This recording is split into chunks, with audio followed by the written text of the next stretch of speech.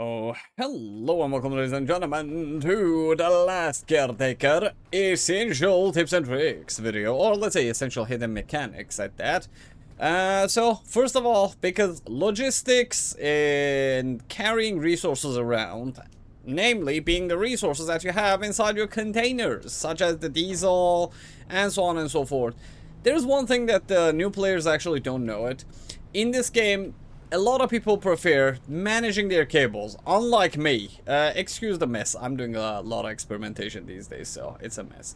But there are two ways that you can basically do your, let's say, cable management. That is, let's say, conventional out there.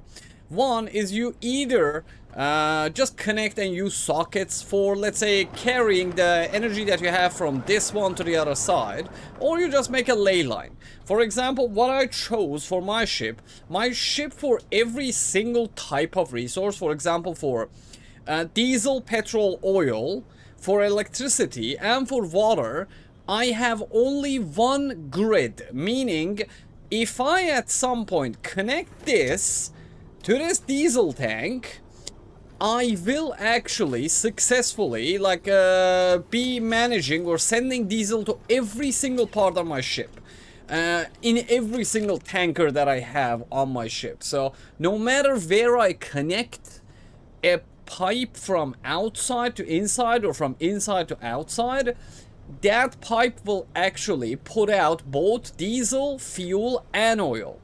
But there's one thing that the older players, or the let's say more experienced players, know, that is, these lanes or these cables have a maximum capacity. So what is that maximum capacity? Let me put this away. Look, this is the maximum capacity. Whenever you're connecting to the, let's say, things, and they're working at full throttle, like they're just doing the maximum amount of pushing that they could. See that number, 70,998? That is the maximum. 72,000 is just a cap for it. So it is like 72,000 liter hour of a liquid going through this cable. The same goes for the electric cables, actually. That is why they actually, some of your cables glow like this, and some of them are like dim like that, or they have like a little bit of fade in them like this. See, like this is different, that is different, and this is also different, and this is different as well. But this is actually the maximum capacity. 1 megawatt is the maximum capacity you can actually send an output from a single lane. Why is this important? The more you progress through the game, yeah, I'm making on the ship to go things. Don't mind that. I'm doing a lot of experiments these days, like my ship is a mess. I know it. But the thing is, when you're trying to make a grid, if you do not pay attention to this, you will actually maximize, like hit the cap, so your transfer of materials will be slower. As a demonstration, let me show you one thing. Remember, I said all liquids go from the same lane. So my oil tanks are actually here underneath this place. Yeah, there you go. Those are my oil tanks. So my oil tanks are the source for actually fueling this distillation tower here. But this distillation tower, because it is connected to the same grid for both input and output, so it both gets the input of oil from this grid, and it puts out the output of diesel and petrol from here. The single line that actually is carrying the material back and forth for this gets let's say, stimulated, overused. So for example, when oil is coming, there's like 50 oil coming, and there's only let's say 22 liters of, let's say, diesel and petrol going and circulating in the, let's say, whole thing. This naturally slows down my distillation, because the distillation tower cannot send back the resources like with full capacity, and it cannot also receive the resources in full capacity. So see, this is an example of how having one grid has drawbacks, but I am lazy, so I'd rather have a slow distillation tower rather than just having it have another lane going through it. Can I do it? Of course I can. Do I want to do it? Nah, I don't prefer it. But this also works for, let's say, the energy or cable management. if you are interested in cable management. I am not, personally.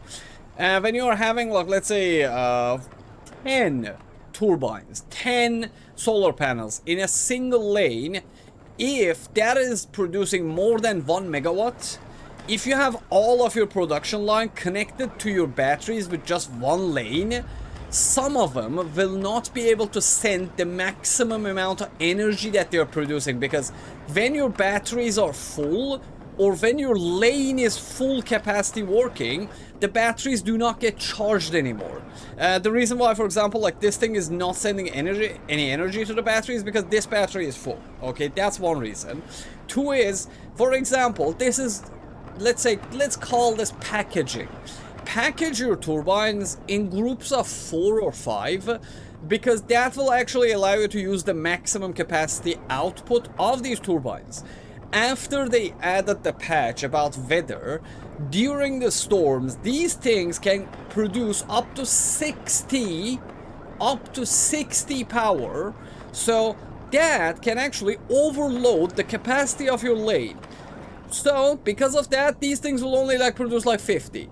They will produce like 40, depending on how many you have connected to the same lane. So if you're planning on having 10 turbines, have 5 at some point, have one lane that carries the energy from them, and then have 5 more at the other side, and have another lane carry it out. That way you will actually be able to, let's say, get the maximum out of the, let's say, lifetime of your turbines, because these things need repair, unlike, let's say, solar panels. And now, the moment of truth. This is something that I was always saying, that there are 2 things about energy in this game in general. One about energy. Right now, after they introduced the weather conditions and specifically the storm, the solar panels, due to the fact that we do not get enough, let's say, sunlight anymore in this game, solar panels have utterly become useless. They are just not nearly good enough. And if you have watched my channel, you know that I never use turbine on my ship because I did not want to just deal with the repairs. But right now, the age of, let's say, turbines has started, and the age of solar panels has just ended. But there is one trick. No matter what you are producing on your ship, see that 5, that should be enough to produce enough power for both moving your ship and producing whatever that you're producing on your ship. Why? Because you will do one thing. Instead of having too many turbines, have too many batteries. Because during the storms, these things will produce so much power, and if you have enough storage, they will store so many power or so much power that you will not need to actually deal, let's say, with the fact that, well, I don't want to spend more space on my ship for power in general. And storms happen so often, by the way, that these things will most of the time work at full capacity. Right now they're at minimum capacity working, by the way. But during a storm they will just like roll around like they're Beyblades.